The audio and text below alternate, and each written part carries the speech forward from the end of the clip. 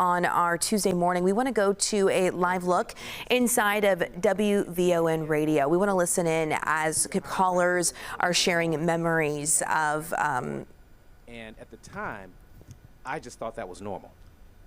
I just thought that was just regular, right? The things that he did, the power that he could wield. Then I remember him bringing home hostages. Yeah. Right. And again, when nobody else could. Right. But to me, even then, that just seemed normal. Like, that's what Jesse Jackson does.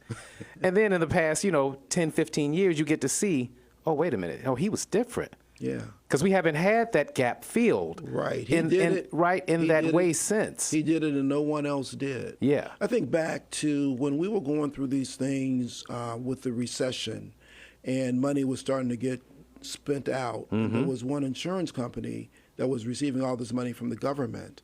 And they were talking about how they would dole out who would manage this money. And Reverend had them come in, and it was during one of the conventions here. And we all sat around the table, and they asked, who has the capacity to manage this money? There were a number of black firms around that could do so. And when the gentleman started pointing out this one firm in particular, Reverend, I hadn't seen him in this mode before, but Reverend said, no, that's absolutely not enough. You're giving him 10%.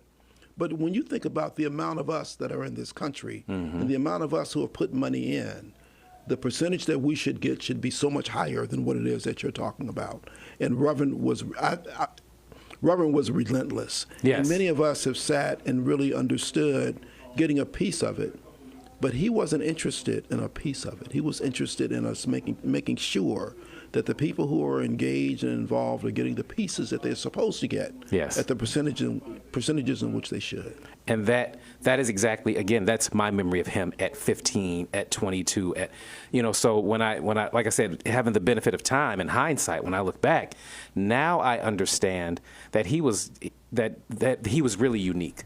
That he was not typical. You're just hearing WVON radio, DJ Rufus Williams talking about the memories of the Reverend Jackson here in Chicago. Now make sure to stay with CBS News Chicago all day long as we continue to cover the passing of the Reverend Jesse Jackson. We'll have coverage here on the stream as well as on air as we continue to bring in the latest reaction from all across Chicago and the globe. We'll be right back.